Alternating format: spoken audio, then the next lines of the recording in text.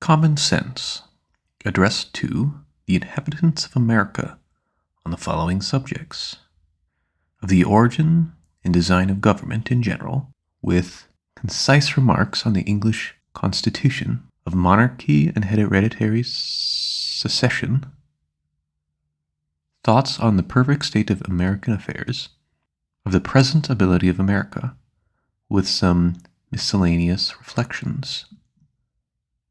Man knows no master save creating heaven, or those whom choice and common good ordain. Introduction.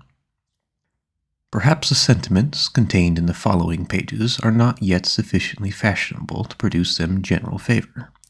A long habit of not thinking a thing wrong gives it a superficial appearance of being right, and raising at first a formidable outcry in defense of custom. But the tumult soon subsides. Time makes more converts than reason.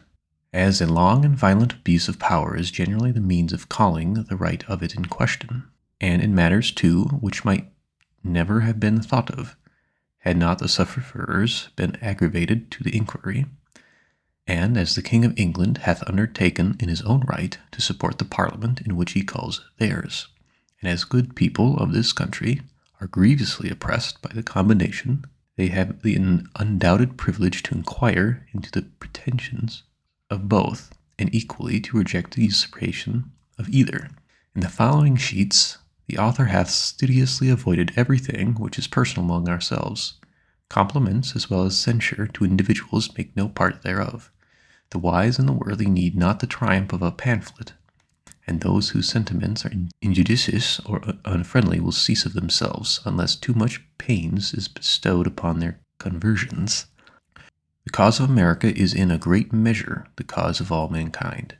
Many circumstances have and will arise which are not local but universal, and through which the principles of all lovers of mankind are affected, in the effect of which their affections are interested, the laying a country desolate with fire and sword, declaring war against the natural rights of all mankind, extirpating the defenders thereof from the face of the earth, is the concern of every man to whom nature hath given the power of feeling, of which class, regardless of party's censure, is the author.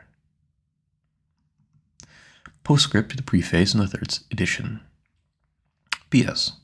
The publication of this new edition hath been delayed, with the view of taking notice, had it been necessary, of any attempt to refute the doctrine of independence. As no answer hath yet appeared, it is now presumed that none will, the time needful for getting such a performance ready for the public being considerably past. Who the author of this production is wholly unnecessary to the public, as the object for attention is the doctrine itself, not the man. Yet it may not be unnecessary to say that he is unconnected with any party, and under no sorts of influence, public or private, but the influence of reason and principle. Philadelphia, February 14th, 1776. Common Sense, on the origin and design of government in general, with concise remarks on the English Constitution. Some writers have so confounded society with government as to leave little or no distinction between them, whereas they are not only different, but have different origins.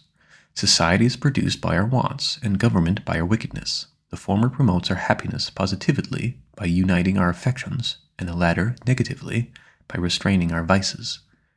The one encourages intercourse, the other creates distinctions. The first is a patron, the last a punisher. Society in every state is a blessing, but government, even if in its best state, is but a necessary evil, in its worst state an intolerable one.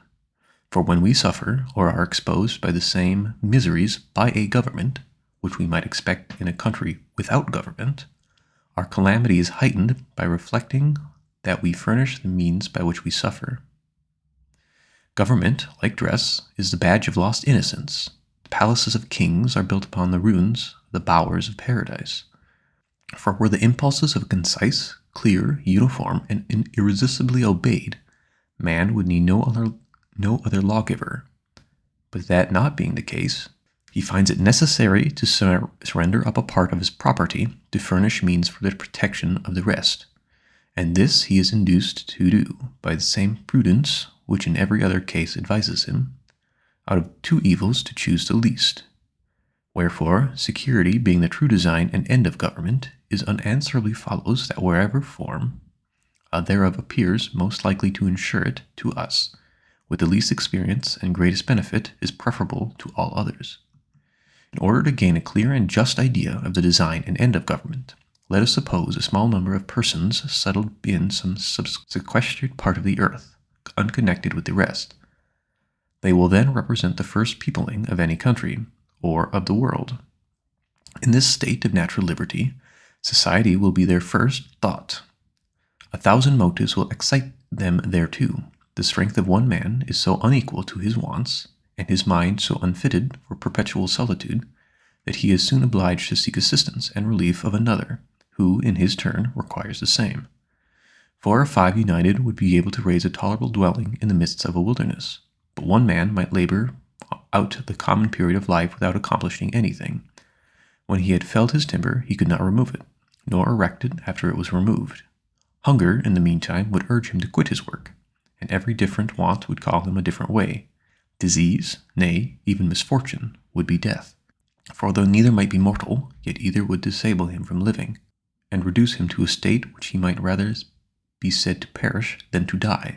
Thus, necessity, like a gravitating power, would soon form our newly arrived immigrants into society, the reciprocal blessings of which would supersede and render the obligations of law and government unnecessary, while they remained perfectly just to each other.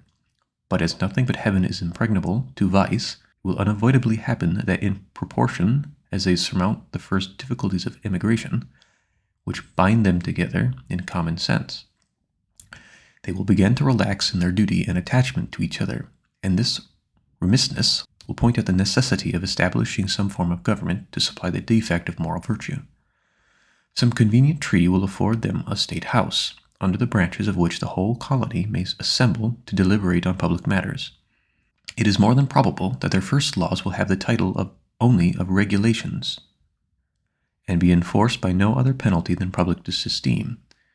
In this first parliament, every man by natural right will have a seat.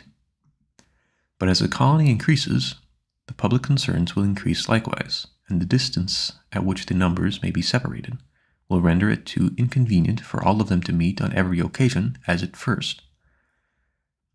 When their number was small, their habitations near, and the public concerns few and trifling, this will point out the convenience of their consenting to leave the legislative part to be managed by a select number chosen from the whole body, who are supposed to have the same concerns at stake which those who have appointed them, and who will act in the same manner as the whole body would act were they present.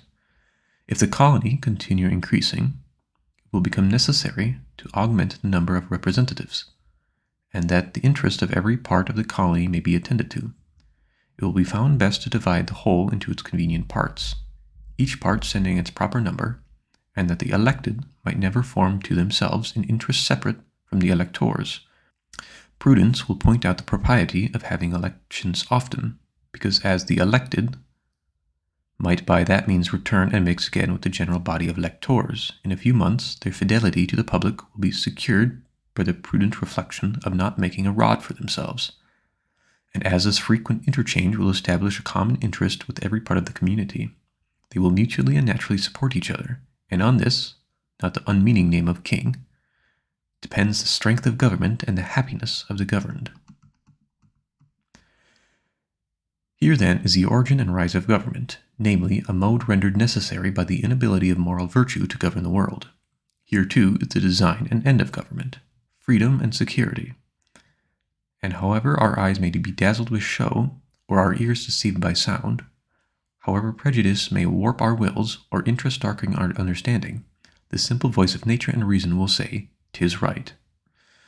I draw my idea of the form of government from a principle in nature which no art can overturn, that the more simple anything is, the less liable it is to be distorted, and the easier repaired when distorted, and with this maxim in view I offer a few remarks on the so much boasted Constitution of England, that it was noble for the dark and slavish times in which it was erected, is guaranteed.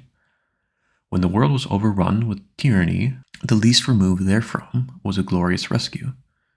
But that it is imperfect, subject to convulsions, and incapable of producing, what it seems to promise is easily demonstrated.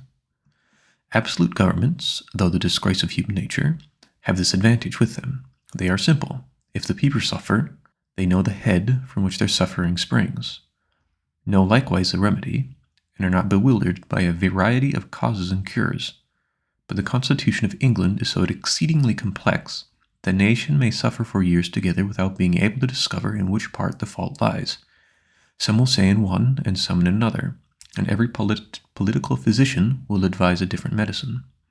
I know it is difficult to get over local or long-standing prejudices, yet if we suffer ourselves to examine the component parts of the English Constitution, we shall find them to be the base remains of two ancient tyrannies, compounded with the same republican materials. First, the remains of monarchical tyranny in the person of the king. Secondly, the remains of aristocratical tyranny in the persons of their peers. Thirdly, the new republican materials in the persons of the commons, on whose virtue depends the freedom of England. The two first, by being hereditary, are independent of the people. Wherefore, in constitutional sense, they contribute nothing towards the freedom of the state. To say that the Constitution of England is a union of three powers reciprocally checking each other is farcical. Either the words have no meaning, or they are flat contradictions. To say that the Commons is a check upon the king presupposes two things. First, that the king is not trusted without being looked after, or in other words, that a thirst for absolute power is the natural disease of monarchy. Secondly, that the Commons, by being appointed for that purpose, are either wiser or more worthy of confidence than the Crown. But as the same Constitution which gives the Commons a power to check the king by withholding their supplies, gives afterwards the king the power to check the Commons, by empowering him to reject their other bills, it again supposes that the king is wiser than those whom it already supposed to be wiser than him. A mere absurdity. There is something exceedingly ridiculous in the composition of monarchy. It first excludes a man from the means of information, yet empowers him to act in cases where the highest judgment is required. The state of a king shuts him from the world, yet the business of a king requires him to know it thoroughly. Wherefore the different parts, by unnaturally opposing and destroying each other, prove the whole character to be absurd and useless. Some writers have explained the English Constitution thus. The king, they say, is one, the people another. The peers are a house in behalf of the king, the commons in behalf of the people. But this hath all the distinctions of a house divided against itself. And though the expressions be pleasantly arranged, yet when examined they appear idle and ambiguous, and it will always happen that the nicest construction that words are capable of, when applied to the description of something which either cannot exist or is too incomprehensible to be within the compass of description, will be words of sound only. And though they may amuse the ear, they cannot inform the mind, for this explanation includes the previous question. How came the king by a power which the people are afraid to trust, and always obliged to check? Such a power could not be the gift of a wise people, neither can any power, which needs checking, be from God, yet the provision which the Constitution makes supposes a power to exist. But the provision is unequal to the task, the means either cannot or will not accomplish the end, and the whole affair is a filo de se, for as the greater weight will always carry upon the less, and as all the wheels of a machine are put in motion by one, it only remains to know which power of the Constitution has the most weight, for that will govern, and though the others, or part of them, may clog, or, as the phrase is, check the rapidity of its motion, yet so long as they cannot stop it, their endeavors will be ineffectual. The first moving power will at least have its way, and what it wants in speed is supplied by time. That the crown is overbearing part in the English Constitution needs not be mentioned, and it derives its whole consequence merely from being the giver of places and pensions is self-evidence. Wherefore, though we have been wise enough to shut and lock a door against the absolute monarchy, we at the same time have been foolish enough to put the crown in possession of the key. The prejudice of Englishmen in favor of their own government, by king, lords, and commons, arises as much or more from national pride than reason. Individuals are undoubtedly safer in England than in some other countries, but the will of the king is as much the law of the land in Britain as in France, with this difference, that instead of proceeding directly from his mouth, is handed to the people under a formidable shape of an Act of Parliament. For the fate of Charles I hath only made kings more subtle, not more just. Wherefore, laying aside all national pride and prejudice in favor of modes and forms, the plain truth is that it is wholly unowing to the constitution of these people, and not to the constitution of the government, that the crown is not as oppressive in England as in Turkey. An inquiry to the constitutional errors in the English form of government is at this time highly necessary, for as we are never in a proper condition of doing justice to others, while we continue under the influence of some leading partiality, so neither are we capable of doing it ourselves while we remain fettered by any obscene prejudice. And as a man who is attached to a prostitute is unfitted to choose or judge of a wife, so any prepossession in favor of a rotten constitution of government will disable us from discerning a good one. Of monarchy and hereditary succession. Mankind being originally equals in the order of creation, the equality could only be destroyed by some subsequent circumstance. The distinctions of rich and poor may in a great measure be accounted for, and that without having recourse to the harsh ill-sounding names of oppression and avarice. Oppression is often the consequence, but seldom or never the means of its riches, and though avarice will preserve a man from being necessitously poor, it generally makes him too timorous to be wealthy. But there is another and greater distinction for which no truly natural or religious reason can be assigned, and that is this distinction of men into kings and subjects. Male and female are the distinctions of nature, good and bad the distinctions of heaven. But how a race of men came into the world so exalted above the rest and distinguished like some new species is worth inquiring into, and whether they are the means of happiness or of misery to mankind. In the early ages of the world, according to the scripture chronology, there were no kings, the consequence of which was, there were no wars. It is the pride of kings which throws mankind into confusion. Holland, without a king, hath enjoyed more peace for this last century than any of the monarchical governments in Europe. Antiquity favors the same remark. For the quiet and the rural lives of the first patriarchs have a happy something in them, which vanishes when we come to the history of Jewish royalty. Government by kings was first introduced into the world by the heathens, from whom the children of Israel copied the custom. It was the most preposterous invention the devil ever set on foot for the promotion of idolatry. The heathens paid divine honors to their deceased kings, and the Christian rule hath improved on the plan by doing the same to their living ones. How impious is the title of sacred magistracy applied to a worm, who in the midst of his splendor is crumbling into dust. As exalting one man so greatly above the rest cannot be justified on the equal rights of nature, so neither can it be defended on the authority of Scripture. For the will of the Almighty is, as declared by Gideon, the prophet Samuel, expressly disapproves government by kings. All anti-monarchical parts of Scripture have been very smoothly glossed over in monarchical governments, but they undoubtedly merit the attention of countries which have their governments yet to reform. Render unto Caesar the things which are Caesar's, is the Scripture's doctrine of courts, yet it is no support of monarchical governments, for the Jews at the time were without a king, in a state of vassalage to the Romans. Near 3,000 years passed away from the Mosaic account of the creation, till the Jews under natural delusion requested a king. Till then their form of government, except in extraordinary cases where the Almighty interposed, was a kind of republic, administered by a judge and the elders of the tribes. Kings they had none, and it was held sinful to acknowledge any being under that title but the Lord of hosts. And when a man seriously reflects on the idolatrous homage which is paid to the persons of kings, he need not wonder that the Almighty, ever jealous of his honor, should disapprove a form of government which so impiously invades the prerogative of heaven.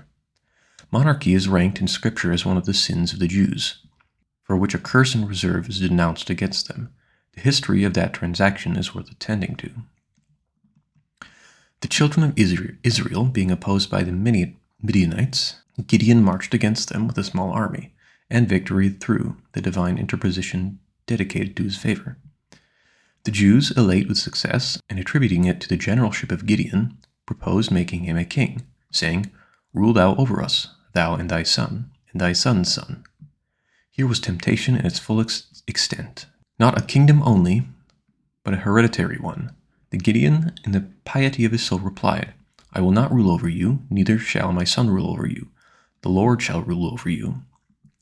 Words need not be more explicit. Gideon did not decline the honor, but denieth their right to give it. Neither doth he compliment them with invented declarations of his thanks, but in the positive style of a prophet charges them with disaffection to their proper sovereign, the King of heaven. About 130 years after this, they fell again into the same error. The hankering which the Jews had for the idolatrous customs of the heavens is something exceedingly unaccountable, for so it was that laying hold of the misconduct of Samuel's 2 sons, who were entrusted with some secular concerns, they came in abrupt and clamorous manner to Samuel, saying, Behold, thou art old, and thy sons walk not in thy ways. Thou make us a king to judge us like all the other nations. And here we cannot but observe that their motives were bad, that they might be like unto other nations, for example, the heathens, whereas their glory lay in being as much unlike them as possible. But the thing displeased Samuel, when they said, Give us a king to judge us. And Samuel prayed unto the Lord, and the Lord said unto Samuel, Hearken unto the voice of the people in all that they say unto thee, for they have not rejected thee, they have rejected me, that I should not reign over them. According to all the works which they have done since the day that I brought them up out of Egypt, even to this day, wherewith they have forsaken me, and served other gods, so do they also unto thee. Now therefore hearken unto their voice, howbeit protest solemnly unto them, and show them the manner of the king that shall reign over them, i.e., not of any particular king, but the general manner of the kings of the earth whom Israel was so eagerly copying after, and notwithstanding the great distance of time and difference of manners, the character is still in fashion. And Samuel told all the words of the Lord unto the people that asked him of a king. And he said, This shall be the manner of the king that shall reign over you. He will take your sons and appoint them for himself for his chariots, and to be his horsemen, and some shall run before his chariots. This description agrees with the present mode for impressing men.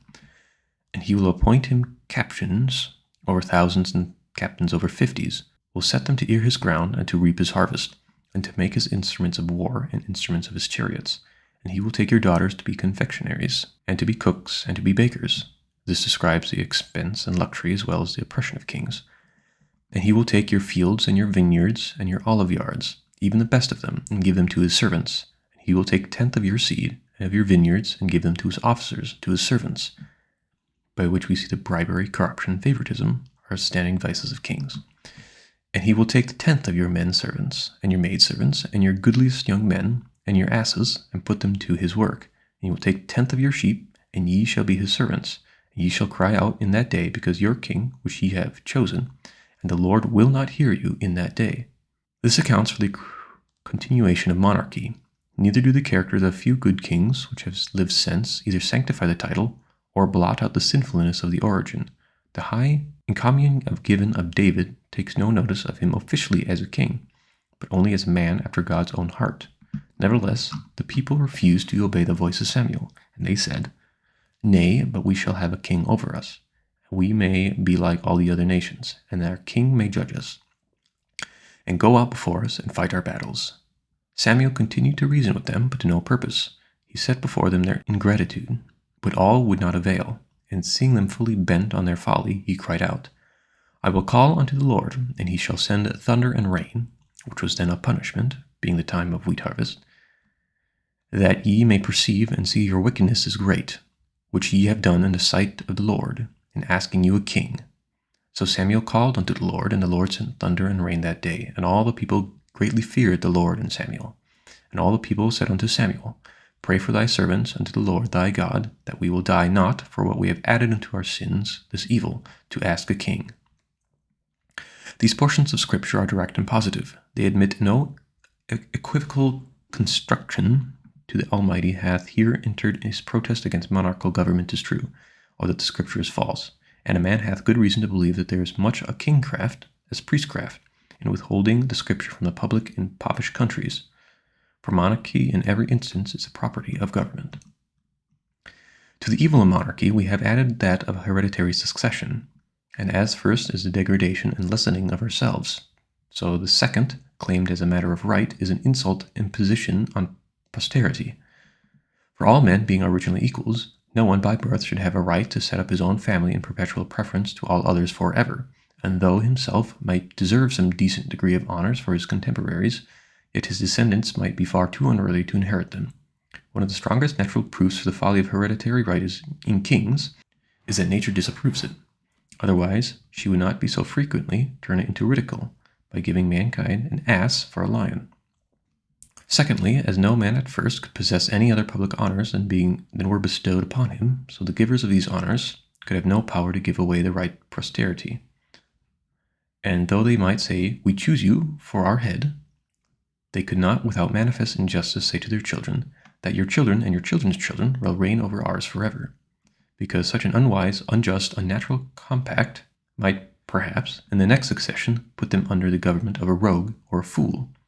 Most wise men in their private sentiments have ever treated hereditary right with contempt, yet it is one of those evils which, when once established, is not easily removed. Many submit from fear, others from superstition, and the more powerful part shares with the king the plunder of the rest. This is supposing the present race of kings in the world to have had an honorable origin, whereas it is more than probable that, could we take off the dark covering of antiquity and trace them to their first rise, we should find the first of them nothing better than the principal ruffian of some restless gang, whose savage manners or preeminence in subtly obtained him the title of chief among plunderers, and who by increasing in power and extending his depredations overawed the quiet and defenseless to purchase their safety by frequent contributions. Yet his electors would have no idea of giving hereditary right to his descendants, because such a perpetual exclusion for themselves was incompatible with the free and unrestrained principles they professed to live by. Wherefore, hereditary succession in the early ages of monarchy could not take place as a matter of claim, but as something casual or complemental.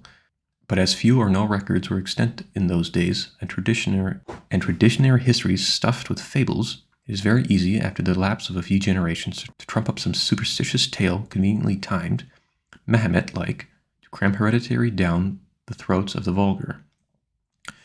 Perhaps the disorders which threatened, or seemed to threaten, on the decrease of a leader and the choice of a new one, for elections among ruffians could not be very orderly, induced many at first to favor hereditary pretensions, by which means it happened, as it hath happened since, that what at first was submitted to as a convenience was afterwards claimed as a right.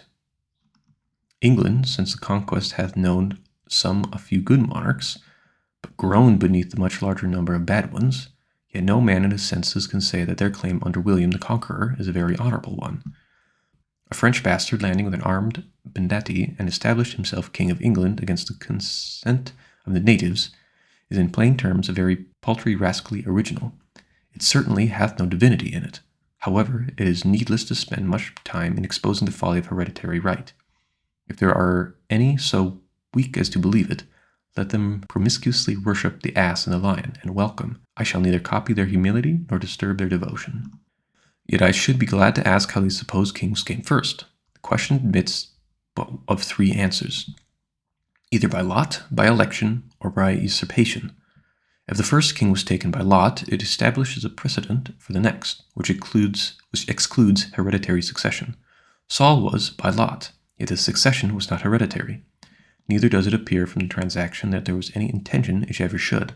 If the first king of any country was by election, that likewise establishes a precedent for the next. For to say that the right of all future generations is taken away by the act of the first electors, and the first choice not only of a king, but of a family of kings forever, hath no parallel in or out of Scripture but the doctrine of original sin, which supposes the free will of all men lost in Adam. And from such comparison, and it will admit of no other, hereditary succession can derive no glory.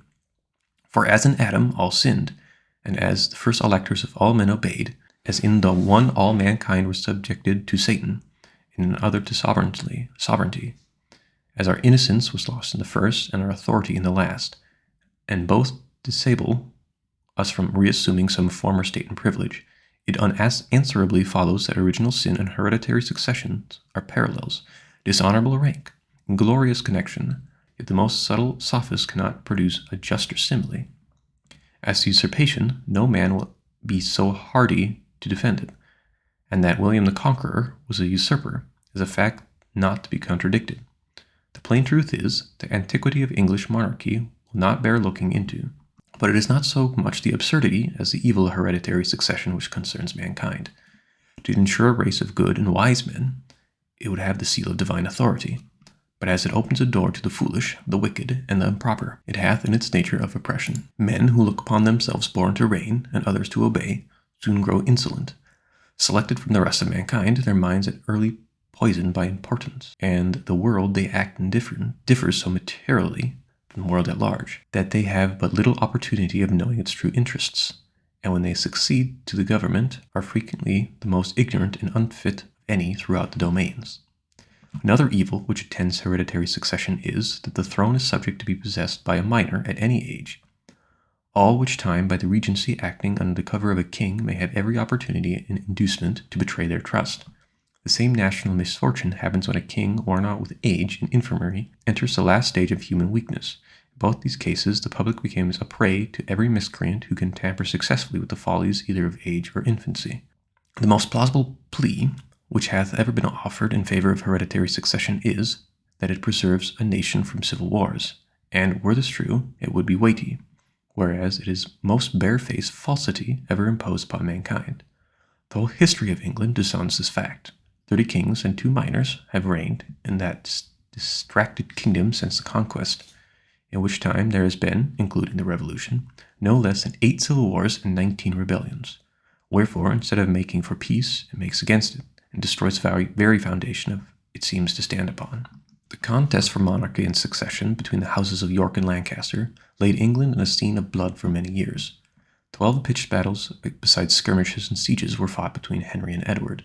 Twice was Henry prisoner of Edward, who in his turn was prisoner to Henry, and so uncertain is the fate of war and the temper of a nation, when nothing but personal matters are the ground of quarrel, that Henry was taken in triumph from a prison to a palace, and Edward obliged to fly from a palace to a foreign land. Yet, as the sudden transitions of temper are seldom lasting, Henry in his turn was driven from the throne, and Edward recalled to succeed him, the Parliament always following the strongest side. This contest began in the reign of Henry VI, and was not entirely extinguished until Henry VII, in whom the families were united, including a period of 67 years, from 1422 to 1489. In short, monarchy and succession have laid, not this or that kingdom only, but the world in blood and ashes. 'Tis a form of government which the world of God bears testimony against, and blood will attend it.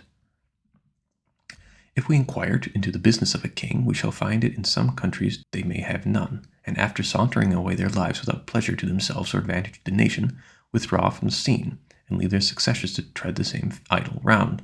In absolute monarchs, the whole weight of business, civil, and military lies in the king. The children of Israel, in their request for a king, urge this plea, that he may judge us, and go out before us, and fight our battles. But in countries where he is neither a judge nor a general, as in England, a man would be puzzled to know what is his business. The nearer any government approaches to a republic, the less business there is for a king. It is somewhat difficult to find a proper name for the government of England. Sir William Meredith calls it a republic, but in its present state it is unworthy of the name, because the corrupt influence of the crown, by having all the places in its disposal, hath so effectually swallowed up the power, and eaten out the virtue of the House of Commons, the republican part in the Constitution, that the government of England is as nearly as monarchical as that of France or Spain.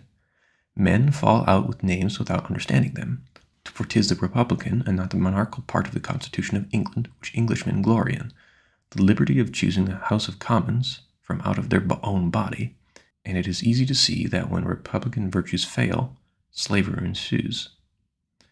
Why is the Constitution of English sickly? But because monarchy hath poisoned the republic, the crown hath engrossed the commons. In England, a king hath little more to do than to make war and give away places, which, in plain terms, is to impoverish a nation and set it together by the ears.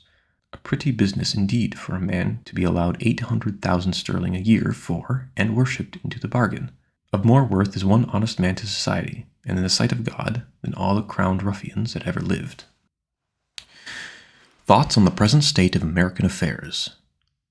In the following pages, I offer nothing more than simple facts, plain arguments, and common sense, and have no other preliminaries to settle with the reader than that he will divest himself of prejudice and prepossession, and suffer his reason and his feelings to determine for themselves, that he will put on, or rather that he will not be put off, the true character of a man, and generously enlarge his views beyond the present day. Volumes have been written on the subject of the struggle between England and America. Men of all ranks have embarked in the controversy, from different motives and with various designs, but all have been ineffectual. The period of debate is closed. Arms, as the last resource, decide the contest. The appeal was the choice of the king, and the continent has accepted the challenge.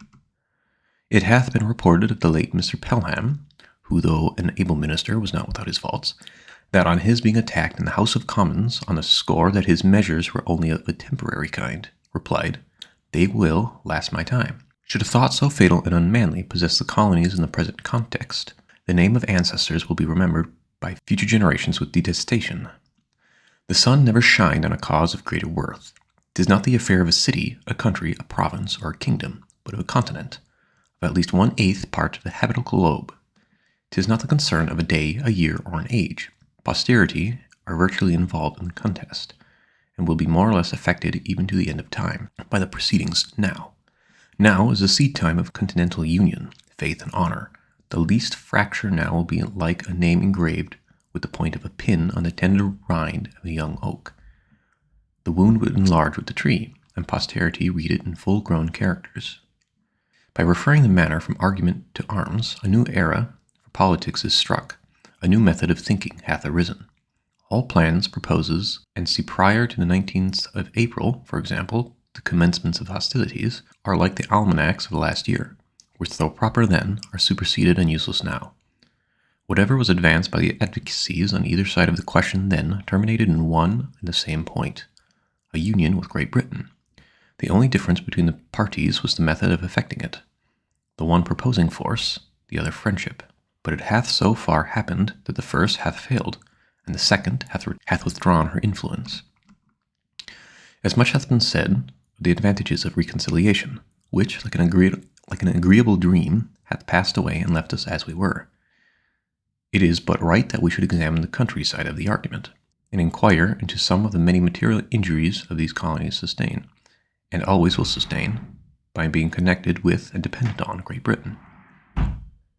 To examine that connection and dependence on the principles of nature and common sense, to see what we have to trust to, if separated, and what we are to expect, if dependent. I have heard it asserted by some that as America has flourished under her former connection with Great Britain, the same connection is necessary towards her future happiness, and will always have the same effect. Nothing can be more fallacious than this kind of argument. We may as well assert that because a child has thrived upon milk, that it is never to have meat, or that the first 20 years of our lives is to become a precedent for the next 20. But even this is admitting more than is true, for I answer roundly that America would have flourished as much, and probably much more, had no European power taken any notice of her. The commerce by which she hath enriched herself are the necessities of life, and will always have a market while eating is the custom of Europe. But she has protected us, some say. That she hath engrossed us is true, and defended the continent at our expense as well as her own, is admitted, and she would have defended Turkey from the same motive, for the sake of trade and dominion. Alas! We have been long led away by ancient prejudices, and made large sacrifices to superstition. We have boasted of the protection of Great Britain without considering that her motive was interest, not attachment, and that she did not protect us from our enemies on our account, but from her enemies on her own account, from those who had led no quarrel with us on any other account, and will always be our enemies on the same account. Let Britain waive her pretensions to the continent, or the continent throw off the dependence, and we should be at peace with France and Spain, were they at war with Britain. The miseries of Hanover last war ought to warn us against connections. It hath lately been asserted in Parliament that the colonies have no relation to each other but through the parent country. For example, that Pennsylvania and the Jerseys, and so on for the rest, are sister colonies by the way of England, which is certainly a very roundabout way of proving relationship. But it is the nearest and only true way of proving enmity or enemyship, if I may so call it. France and Spain never were, nor perhaps ever will be, our enemies as Americans, but as our being the subjects of Great Britain. But Britain is the parent company, say some. Then the more shame upon her conduct. Even brutes do not devour their young, nor savages make war upon their families. Wherefore the assertion, if true, turns to her reproach. But it happens not to be true, or only partly so, and the phrase, parent or mother country, hath been gestically adopted by the king and his parasites, with a low papistical design of gaining an unfair bias on the credulous weakness of our minds. Europe, and not England, is the parent country of America. This new world hath been the asylum for the persecuted lovers of civil and religious liberty from every part of Europe. Hither have they fled, not from the tender embraces of the mother, but from the cruelty of the monster. And it is so far true of England, that the same tyranny which drove the first emigrants from home pursues their descendants still. In this extensive quarter of the globe, we forget the narrow limits of 360 miles, the extent of England, and carry our friendship on a larger scale. We claim brotherhood with every European Christian, and triumph on the generosity of the sentiment. It is pleasant to observe by what regular graduations we surmount the force of local prejudices as we enlarge our acquaintance with the world. A man born in any town in England, divided into parishes, will naturally associate most with his fellow parishioners, because their interests in many cases will be common, and distinguish him by the name of his neighbor. If he meet him but a few miles from home, he drops a narrow idea of a street and salutes him by the name of townsman. If you travel out the country and meet him in any other, he forgets the minor diversions of street and town and calls him countryman. But if in their foreign excursions they should associate in France or any part of Europe, their local remembrance would be enlarged to that of Englishmen, and by a just party of reasoning, all Europeans meeting in America or any other quarter of the globe are countrymen. For England, Holland, Germany, or Sweden, when compared with the whole, stand in the same places on the larger scale, which the diversions of street, town, and country do on the smaller ones. Distinctions, too, are limited for continental minds. Not 1/3 of the inhabitants, even in this province, Pennsylvania, are of English descent. Wherefore I reprobate the phrase of the parent or mother country applied to England only as being false, selfish, narrow, and ungenerous. But admitting that we were all of English descent, what does it amount to? Nothing. Britain, being now an open enemy, extinguishes every other name and title, and to say that reconciliation is our duty is truly farcical. The first king of England of the present line, William the Conqueror, was a Frenchman, and half the peers of England are descendants of the same country. Wherefore, by the same method of reasoning, England ought to be governed by France. Much hath been said of the united strength of Britain and their colonies, and in conjunction might bid defiance to the world.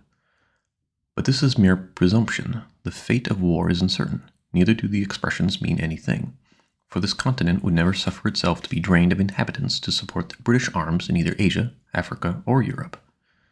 Besides, what have we to do with setting the world at defiance? Our plan is commerce, and that, will secure us the peace and friendship of all Europe, because it is the interest of all Europe to have America a free port. Her trade will always be a protection, and her barrenness of gold and silver secure her from invaders. I challenge the warmest advocate for reconciliation to show a single advantage that this continent can reap by being connected with Great Britain. I repeat the challenge. Not a single advantage is derived. Our corn will fetch its price in any market in Europe, and our imported goods must be paid for by them where we will. But the injuries and disadvantages which we sustain by that connection are without number, and our duty to mankind at large as well as to ourselves instruct us to renounce the alliance, because by submission to or dependence on Great Britain tends directly to invoke this continent in European wars and quarrels, and set us at a variance with nations who would otherwise seek our friendship, and against whom we have neither anger nor complaint. As Europe is our market for trade, we ought to form no partial connection with any part of it. It is the true interest of America to steer clear of European contentions, which she can never do while, by her dependence on Britain, she is made the make-weight in the scale of British politics. Europe is too thickly planted with kingdoms to be long at peace, and whether a war breaks out between England and any foreign power, the trade of America goes to ruin, because of her connection with Britain. The next war may not turn out like the last, and should it not, the advocates for reconciliation now will be wishing for separation then, because neutrality in that case would be a safer convoy than a man of war. Everything that is right and reasonable pleads for separation. The blood of the slain, the weeping voice of nature cries, "'Tis time to part." Even the distance at which the Almighty hath placed England and America is a strong and natural proof that the authority of one over the other was never the design of heaven. This time, likewise, at which the continent was discovered adds weight to the argument, and the manner in which it was peopled increases the force of it. The Reformation was preceded by the discovery of America, as if the Almighty graciously meant to open a sanctuary to the persecuted in future years, when the home should afford neither friendship nor safety. The authority of Great Britain over this continent is a form of government, which sooner or later must have an end, and a serious mind can draw no true pleasure by looking forwards, under the painful and positive conviction that what he calls the present Constitution is merely temporary. As parents, we can have no joy knowing that this government is not sufficiently lasting to ensure anything which we may bequeath to posterity, and by a plain method of argument, as we are running the next generation into debt, we ought to do the work of it. Otherwise, we use them meaningly and pitifully. In order to discover the line of our duty rightly, we should take our children in our hand and fix our station a few years farther into life. The eminence will present a prospect which a few peasant fears and prejudices conceal from our sight. Though I would carefully avoid giving unnecessary offense, yet I am inclined to believe that all those who espouse the doctrine of reconciliation may be included within the following descriptions: interested men who are not to be trusted, weak men who cannot see, prejudiced men who will not see, and a certain set of moderate men who think better of the European world than it deserves. And this last class, by an ill-judged deliberation, will be the cause of more calamities to this continent than all the other three. It is the good fortune of many to live distant from the scene of present sorrow. The evil is not sufficiently brought to their doors to make them feel the precariousness of which all American property is possessed. But let our imaginations transport us a few moments to Boston, that seat of wretchedness, teach us wisdom, and instruct us forever to renounce a power in whom we have no trust.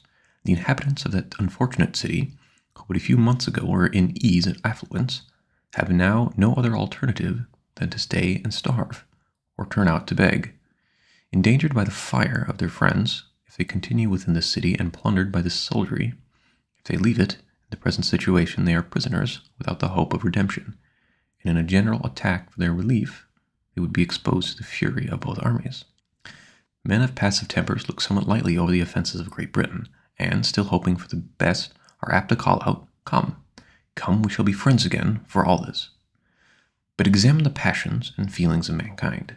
Bring the doctrine of reconciliation to the touchstone of a nature. Tell me whether you can hereafter love, honor, and faithfully serve the power that hath carried fire and sword into your land. If you cannot do all these, then you are only deceiving yourselves, and by your delay bring ruin upon posterity. Your future connection with Britain, whom you can neither love nor honor, will be forced and unnatural, and being formed only on the plan of present convenience, will in a little time fall into relapse more wretched than the first. But if you say you can still pass the violations over, then I ask, hath your house been burnt? Hath your property been destroyed before your face? Are your wife and children destitute of a bed to lie on, or bread to live on? Have you lost a parent or a child by their hands, and yourself the ruined and wretched the Savior? If you have not, then you are not a judge of those who have. But if you have, and can still shake hands with the murderers, then you are unworthy of the name of husband, father, friend, or lover, and whatever may your rank or title in life, you have the heart of a coward and the spirit of a sycophant. This is not inflaming or exaggerating matters, but trying them by those feelings and affections which nature justifies, and without which we should be incapable of discharging the social duties of life, or enjoying the felicities of it. I mean not to exhibit horror for the purpose of provoking revenge, but to waken us from fatal and unmanly slumbers, that we may pursue determinately some fixed object. 'Tis not in the power of Britain or Europe to conquer America, if she doth not conquer herself by delay and timidity. The present winter is worth an age if rightly employed, but if lost or neglected, the whole continent will partake of the misfortune, and there is no punishment which that man doth not deserve, but he who, or what, or where he will, that may be the means of sacrificing the season so precious and useful. 'Tis repugnant to reason, to the universal order of things, to all examples from former ages, to suppose that this continent can long remain subject to any external power. The most sanguine in Britain doth not think so. The utmost stretch of human wisdom cannot, at this time, compass a plan short of separation which can promise the continent even a year's security. Reconciliation is now a fallacious dream. Nature hath deserted the connection, and art cannot supply her place. For, as Milton wisely expresses, neither can true reconcilement grow where wounds of deadly hate have pierced so deep. Every quiet method for peace hath been ineffectual. Our prayers have been rejected with disdain, and hath tended to convince us that nothing flatters vanity or confirms obstinacy in kings more than repeated petitioning, and nothing has contributed more than very measure to make the kings of Europe absolute. Witness Denmark and Sweden. Wherefore, since nothing but blows will do, for God's sake, let us come to the final separation, and not leave the next generation to be cutting throats under the violated unmeaning names of parent and child. To say they will never attempt it again is idle and visionary. We thought so at the repeal of the Stamp Act, yet a year or two undeceived us. As well may we suppose that nations which have been once defeated will never renew the quarrel. As to government matters, 'tis not in the power of Britain to do this continent justice, but the business of it will soon be too weighty and intricate to be managed with any tolerable degree of convenience. By a power so distant from us, and so very ignorant of us, for if they cannot conquer us, they cannot govern us. To be always running 3,000 or 4,000 miles with a tale or petition, waiting 4 or 5 months for an answer, which, when obtained, requires 5 or 6 more to explain in it, will in a few years be looked upon as folly and childishness. There was a time when it was proper, and there is a proper time for it to cease. Small islands, not capable of protecting themselves, are the proper objects for government to take under their care, but there is something absurd in supposing a continent to be perpetually governed by an island. In no instance hath nature made the satellite larger than its primary planet, and as England and America, with respect to each other, reverse the common order of nature, it is evident that they belong to different systems, England to Europe, and America to itself. I am not induced by motives of pride, party, or resentment to espouse the doctrine of separation and independence. I am clearly, positively, and conscientiously persuaded that it is the true interest of this continent to do so, that everything short of that is mere patchwork, that it can afford no lasting felicity, that it is leaving the sword to our children, and shrinking back at a time when a little more, a little further, would have rendered this continent the glory of the earth. As Britain hath not manifested the least inclination towards a compromise, we may be assured that no terms can be obtained worthy of the acceptance of the continent, or any ways equal to the expense of blood and treasure we have been already put to.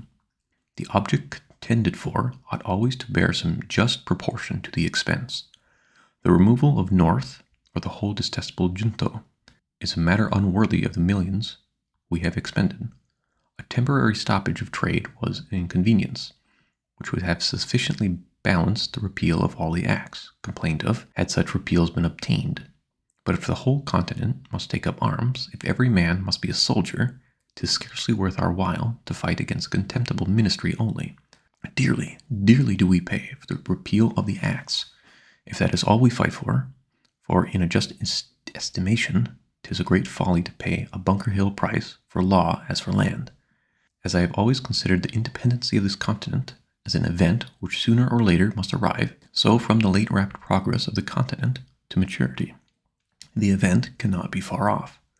Wherefore, on the breaking out of hostilities, it was not worth the while to have disputed a matter which time would have finally readdressed, unless we meant to be in earnest. Otherwise, it is like wasting estate on a suit at law, to regulate the trespasses of a tenant whose lease is just expiring. No man was a warmer wisher for reconciliation than myself before the fatal 19th of April, 1775.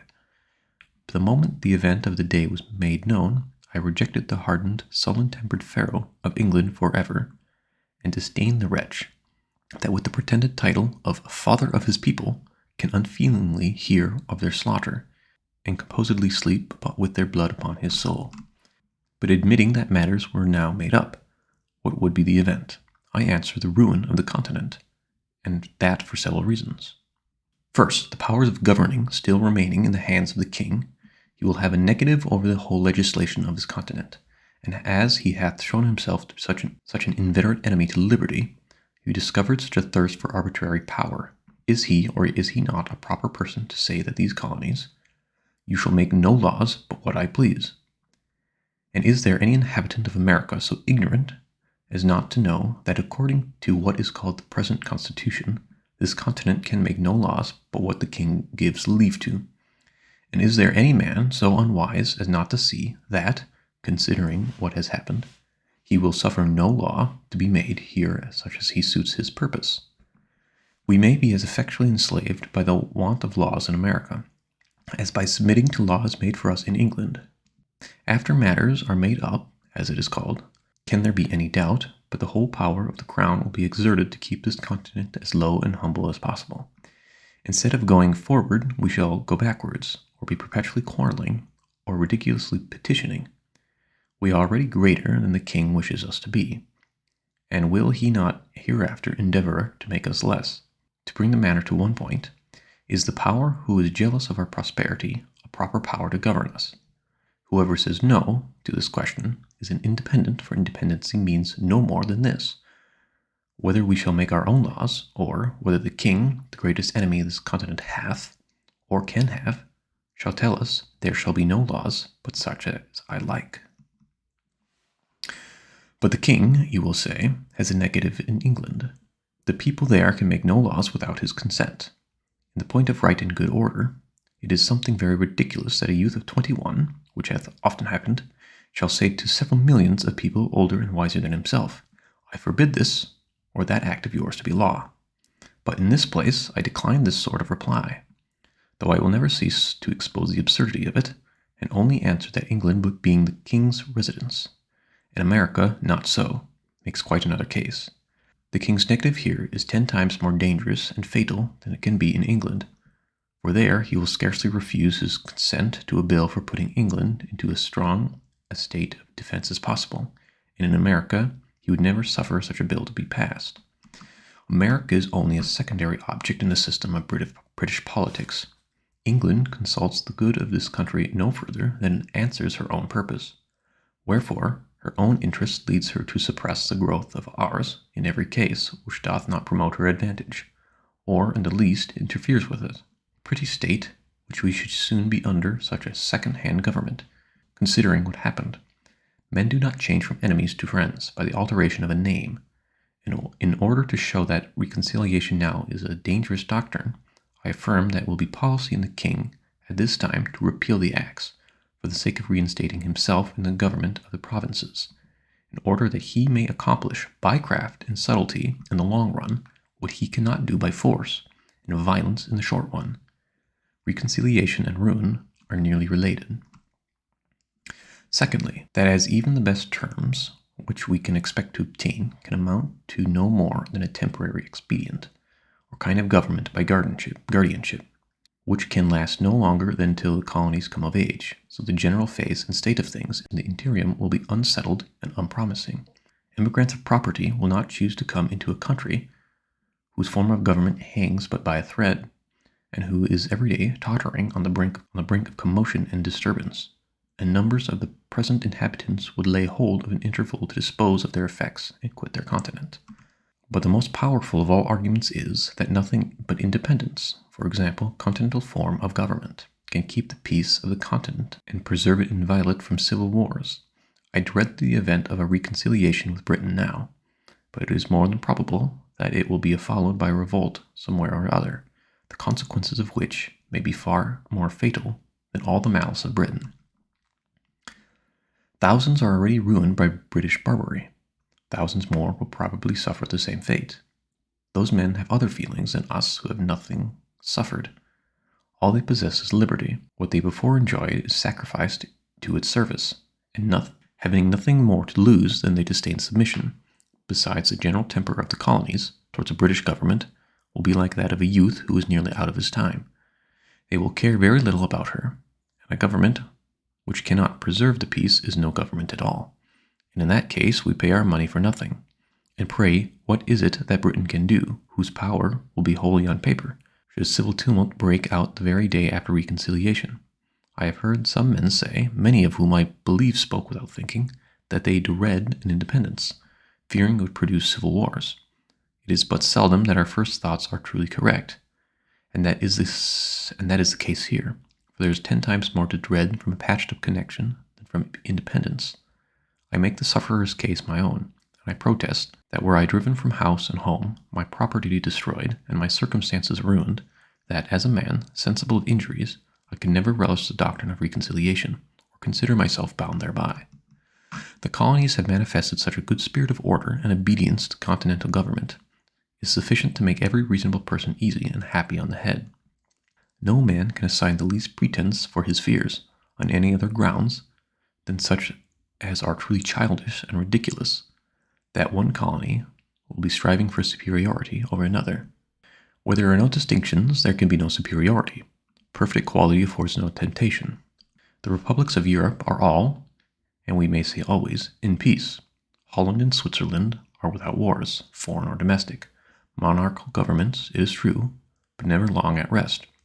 The crown itself is a temptation to enterprising ruffians at home, and that degree of pride and insolence ever attendant on regal authority swells into a rupture with foreign powers in instances where a republican government, by being formed on more natural principles, would negate the mistake. If there is any true cause of fear representing independence, it is because no plan is yet laid down. Men do not see their way out. Wherefore, as an opening into that business, I offer the following hints, at the same time modestly affirming that I have no other opinion of them myself than that they may be the means of giving rise to something better. Could the straggling thoughts of individuals be collected, they would frequently form materials for wise and able men to impose into a useful matter. The assemblies be annual, the president only, the representation more equal, their business wholly domestic, and subject to the authority of a continental congress. Let each colony be divided into 6, 8, or 10 convenient districts, each district to send a proper number of delegates to Congress, so that each colony should send at least 30. The whole number in Congress would be at least 390. Each Congress to sit and choose a president by the following method. When the delegates are met, let a colony be taken from the whole 13 colonies by a lot, after which let the colonies choose, by ballot, a president from out of the delegates of that province. In the next Congress, let a colony be taken by lot from 12 only, omitting that colony from which the president was taken in the former Congress, and so proceeding on until the whole 13 shall have had their proper rotation, in an order that nothing may pass into law, but what is satisfactorily just, not less than 3/5 of the Congress, to be called a majority. He that will promote discord under a government so equally formed as this would have joined Lucifer in his revolt. But as there is a particular delicacy from whom or in what manner this business must first arise, and as it seems most agreeable and consistent that it should come from some intermediate body between the governed and governs, that is, between the Congress and the people, let a continental conference be held in the following manner, and for the following purpose.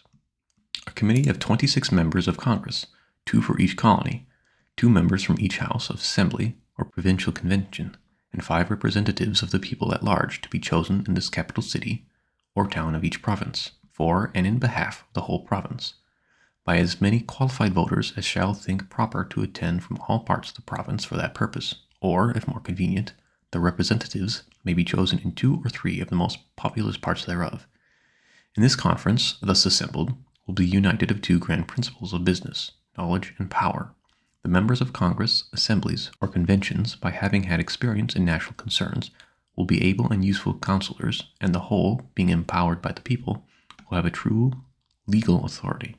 The conferring members being met, let their business to be to frame a continental charter, or charter of the United Colonies, answering to what is called the Magna Charta of England, fixing their number and manner of choosing members of Congress, members of Assembly, with their date of sitting, and drawing the line of business and jurisdiction between them.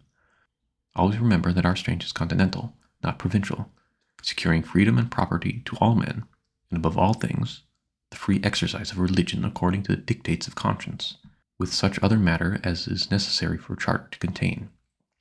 Immediately after which, the said conference to dissolve, and the bodies shall be chosen conformable to the said charter, to be the legislators and governors of this continent, for this time being, whose peace and happiness may God preserve. Amen. Should any body of men be hereafter delegated for this or somewhat similar purpose, I offer them the following extracts from the wise observer on government Dragonetti. The science, he says, of the politician consists in fixing the true point of happiness and freedom.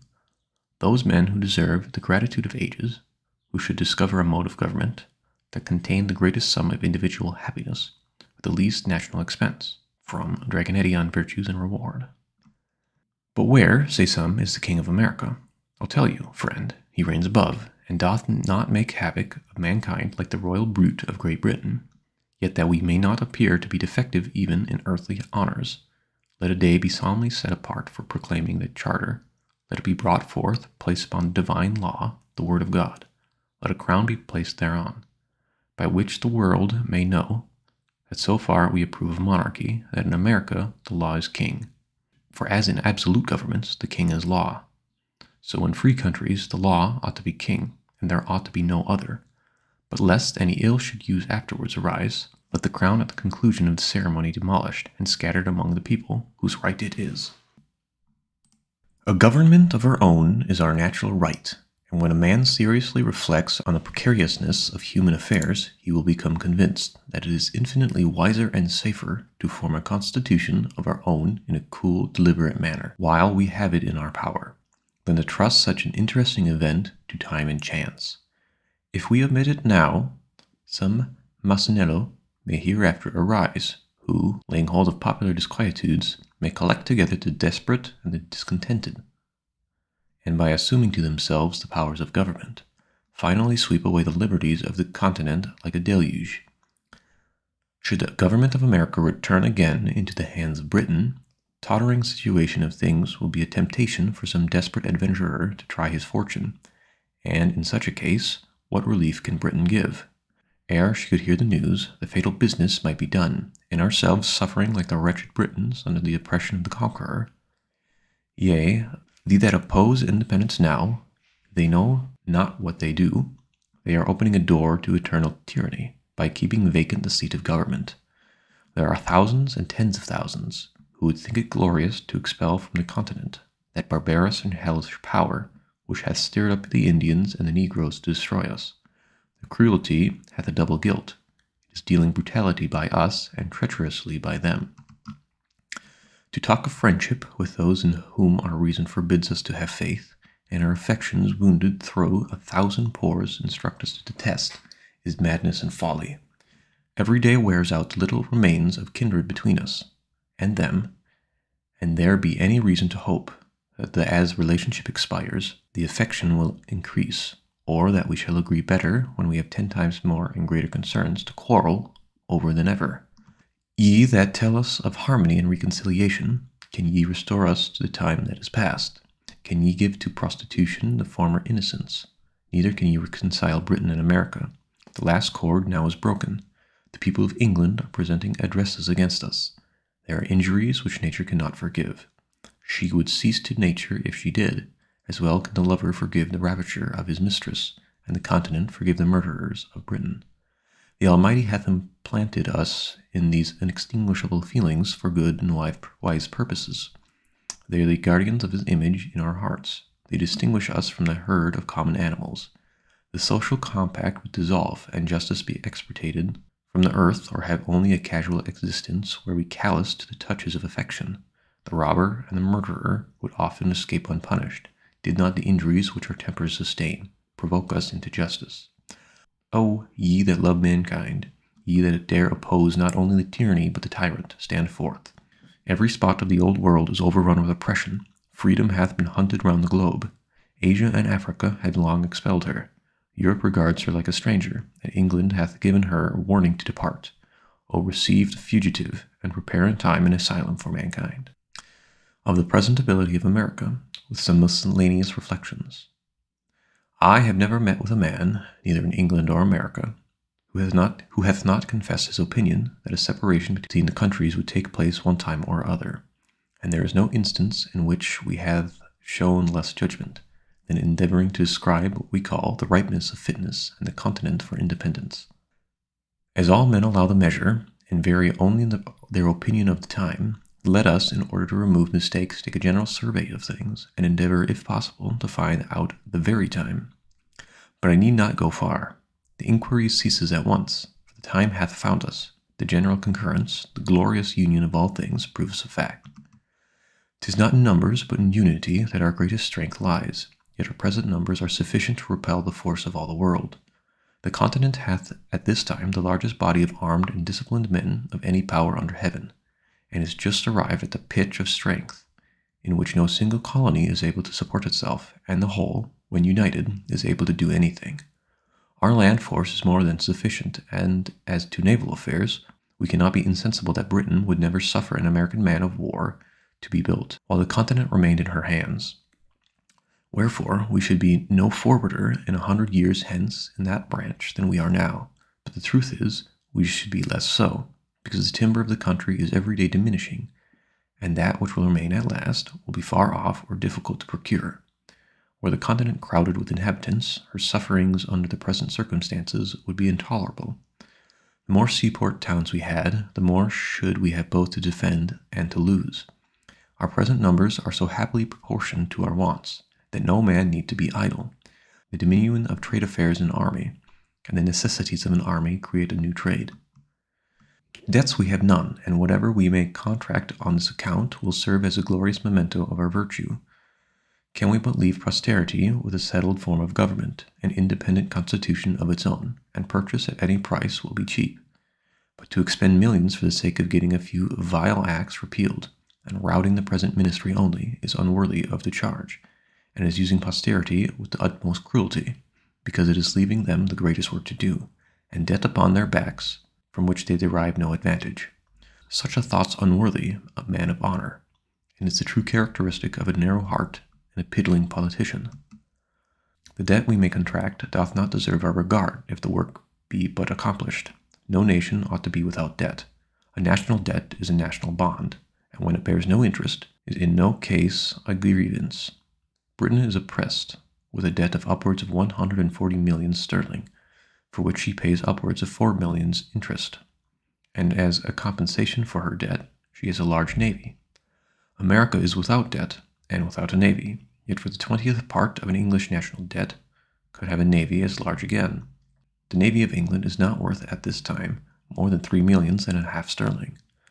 The first and second editions of this pamphlet were published without the following calculations, and are now given as proof as that the above estimation of the navy is just one. See Ethics Naval History, Intro, page 56. The charge of building a ship of each rate and furnishing her with masts, yards, sails, and rigging, together with a proportion of 8 months' boatswains and carpenters' sea stores, as calculated by Mr. Burchett, Secretary to the Navy, for a ship of 100 guns, is 35,553, etc., etc., etc. And hence it is easy to sum up the value, or cost, rather, of the whole British Navy, which, in the year 1757, when it was at its greatest glory, consisted of the following ships and guns. No country on the globe is so happily situated, or so internally capable of raising a fleet as America. Tar, timber, iron, cordage are her natural produce. We need go abroad for nothing. Whereas the Dutch, who make large profits by hiring out their ships of war to the Spaniards and the Portuguese, are obliged to import most of the materials they use. We ought to view the building of fleet as an article of commerce, it being the natural manufactory of this country. 'Tis the best money we could lay out. A navy, when finished, is worth more than its cost, and is that nice point in national policy in which commerce and protection are united. Let us build, if we want them not. We can sell, and by that means replace our paper currency with ready gold and silver. In the point of manning the fleet, people in general run into great errors. It is not necessary that 1/4 part should be sailors. The terrible privateer, Captain Death, stood the hottest engagement of any ship last war, yet had not 20 sailors on board. Through her complement of men was upwards of 200. A few able and social soldiers will soon instruct a sufficient number of active landsmen in the common work of a ship. Wherefore, we never can be more capable of beginning on maritime matters than now, while our timber is standing, our fisheries blocked up, and our sailors and shipwrights out of employ. Men of war, of 70 and 80 guns, were built 40 years ago in New England, and why not the same now? Shipbuilding is America's greatest pride, and in which she will, in time, excel the whole world. The great empires of the East are mostly inland, and consequently excluded from the possibility of rivaling her. Africa is in a state of barbarism, and no power in Europe hath either such an extent of coast, or such an internal supply of materials. Where nature hath given the one, she hath withheld the other. To America only hath she been liberal to both. The vast empire of Russia is almost shut out from the sea, wherefore her boundless forests, her tar, iron, and cordage are only articles of commerce. In point of safety, ought we be without a fleet? We are not the little people now, which we were 60 years ago. At that time we might have trusted our property in the streets, or fields rather, and slept securely without locks or bolts to our doors and windows. The case is now altered, and our methods of defense ought to improve with our increase of property.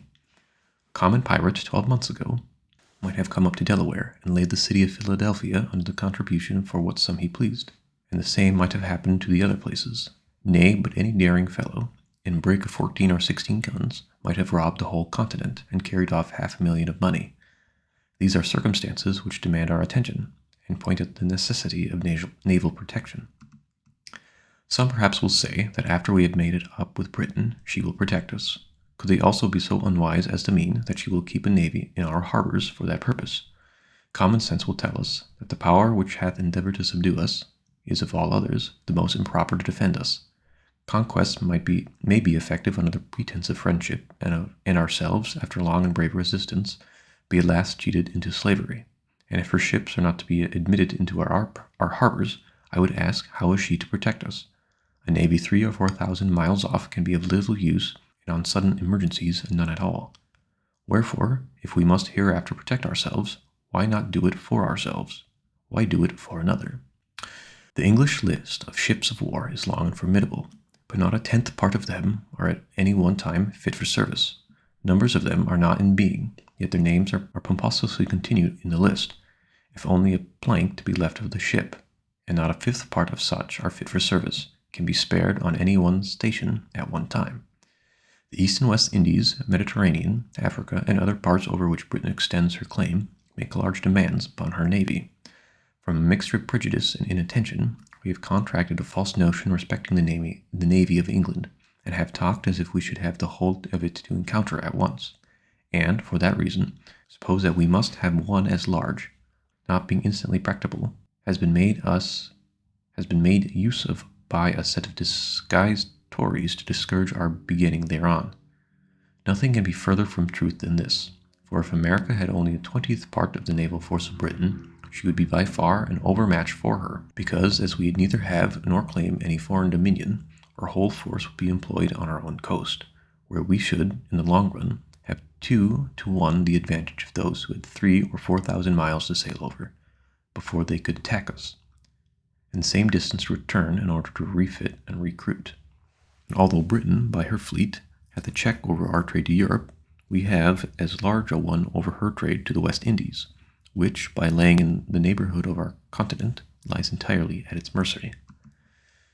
Some method might be fallen on us to keep up a naval force in time of peace. If we should not judge it necessary to support a consistent navy, if premiums were to be given to merchants to build and employ in their service ships mounted with 20, 30, 40, or 50 guns, the premiums to be in proportion to the loss of bulk to the merchant, 50 or 60 of these ships, with a few guardships on constant duty, would keep up a sufficient navy, and that without burdening ourselves with the evil so loudly complained of in England, of suffering their fleet in time of peace to lie rotting in the docks. To unite the sinews of commerce and defense is a sound policy, for when our strength and our riches play into each other's hand, we need fear no external enemy. In almost every article of defense we abound. Hemp flourishes even to rankness, so that we need not want cordage. Our iron is superior to that of our other countries, or small arms equal to any in the world. Cannon we can cast at pleasure. Saltpeter and gunpowder we are every day producing. Our knowledge is hourly improving. Resolution is our inherent character, and courage hath never yet forsaken us. Wherefore, what is it that we want? Why is it that we hesitate? From Britain we can expect nothing but ruin.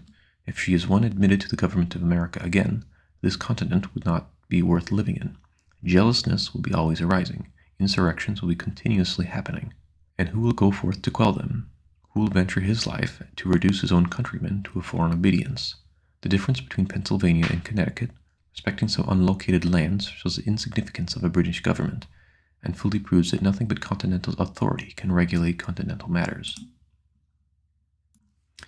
Another reason why the present time is preferable to all others, that the fewer our numbers are, the more land there is yet unoccupied, which, instead of being lavished by the king on his worthless dependents, may be hereafter applied, not only to the discharge of the present debt, but to the constant support of government.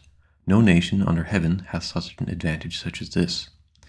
The infant state of the colonies, as it is called, so far from being against, is an argument in favor of independence. We are sufficiently numerous, and were we more so we might be less united. 'Tis a matter worthy of observation, that the more a country is peopled, the smaller their armies are.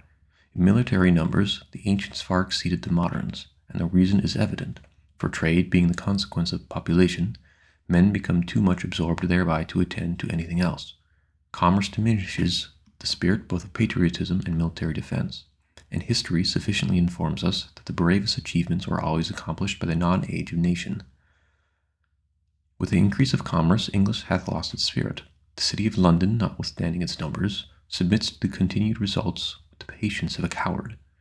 The more men have to lose, the less willing they are to venture.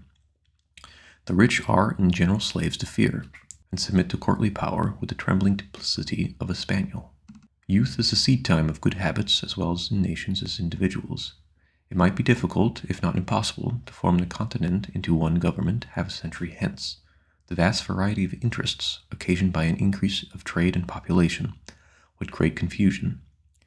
Colony would be against colony, each being able would scorn each other's assistance, and while the proud and foolish gloried in their little distinctions, the wise would lament that the union had not been formed before, wherefore the present time is the true time for establishing it. Intimacy, which is contracted in infancy, and the friendship which is formed in misfortune, are of all others the most lasting and unalterable. Our present union is marked with both of these characters. We are young, and we have been distressed, but our concord has withstood our troubles, and fixes a memorable era for posterity to glory in. The present time, likewise, is that particular time which never happens to a nation but once, the time of forming itself into a government.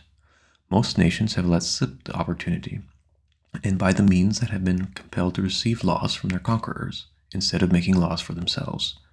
First they had a king, and then a form of government, whereas the articles or charter of government should be formed first, and men delegated to execute them afterwards.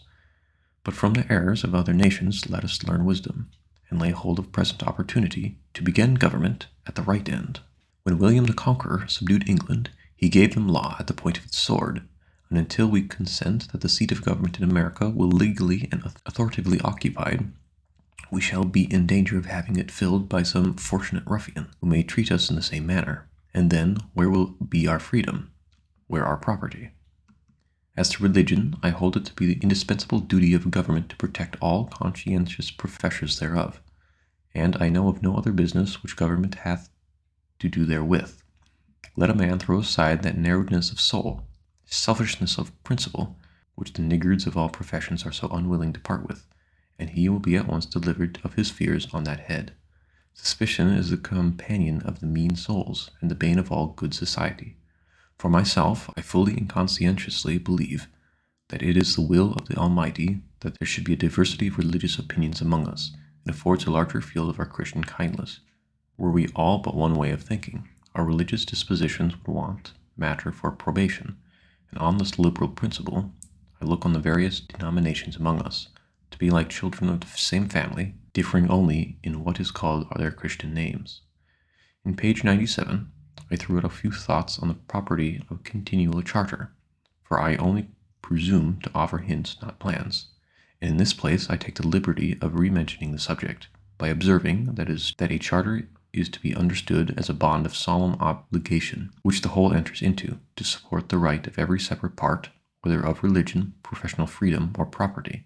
A firm bargain and a right reckoning make long friends. I have heretofore likewise mentioned the necessity of a large and equal representation, and there is no political matter which more deserves our attention. A small number of electors or a small number of representatives are equally dangerous, but if the number of the representatives be not only small, but unequal, danger is increased. As an instance of this, I mention the following. When the petition of the Associators was before the House of Assembly of Pennsylvania, 28 members only were present. All the Bucks country members, being 8, voted against it, and the 7 of the Chester members done the same. This whole province had been governed by 2 countries only, and this danger it is always exposed to. The unwarrantable stretch likewise, which that House made in her last sitting, to gain an undue authority over the delegates of that province, ought to warn the people at large, how they trust power out of their own hands. A set of instructions for the delegates were put together, which in point of sense and business would have dishonored a schoolboy, and after being approved by a very few, without doors, were carried into the House, and there passed in belief of the whole colony. Whereas did the whole colony know with what ill will the House had entered into some necessary public measures, they would not hesitate a moment to think them unworthy of such a trust. Immediate necessity makes many things convenient, which if continued would go into oppressions. Expedience and right are different things. When the calamities of America required a consultation, there was no method so ready, or at the time so proper, as to appoint persons from the several houses of assembly for that purpose, and the wisdom with which they have proceeded preserved this continent from ruin. But as it is more than probable that we shall never be without a Congress, every well-wisher to good order must own that the mode for choosing members of that body deserves consideration, and I put it as a question to those who make a study of mankind, whether representation and election is not too great a power for one and the same body of men to possess. When we are planning for posterity, we ought to remember that virtue is not hereditary. It is from our enemies that we often gain excellent maxims, and are frequently surprised into reason by their mistakes. Mr. Cornwall, one of the Lords of the Treasury, treated the petition of the New York Assembly with contempt, because that House, he said, consisted but of 26 members, which trifling number, he argued, could not with decency be put for the whole. We thank him for this involuntary honesty. To conclude, however strange it may appear to some, or however unwilling they may be to think so, matters not. But many strong and striking reasons may be given to show that nothing can settle our affairs so expeditiously as an open, determined declaration for independence, some of which are: first, it is the custom of nations, when any two are at war, for some other powers not engaged in this quarrel to step in as mediators, and bring about the preliminaries of a peace. But while America calls herself the subject of Great Britain, no power, however well disposed she may be, can offer her mediation. Wherefore, in our present state, we may quarrel on forever. Secondly, it is unreasonable to suppose that France or Spain will give us any kind of assistance, if we mean only to make use of that assistance for the purpose of repairing the breach and strengthening the connection between Britain and America, because those powers would be sufferers by the consequences. Thirdly, while we profess ourselves the subjects of Britain, we must, in the eyes of foreign nations, be considered as rebels. The precedent is somewhat dangerous to their peace. For men to be in arms under the name of subjects, we, on the spot, can solve the paradox, but to unite resistance and subjugation requires an idea much too refined for common understanding. Fourthly, were a manifesto to be published and dispatched to foreign courts, setting forth the miseries we have endured, and the peaceful methods which we have ineffectually used for redress, declaring at the same time that not being able any longer to live happily or safely under the cruel disposition of the British court, we had been driven to the necessity of breaking off all connections with her, at the same time assuring all courts of our peaceable disposition towards them, and of our desire of entering into trade with them. Such a memorial would produce more good effects to this continent than if a ship were freighted with petitions to Britain.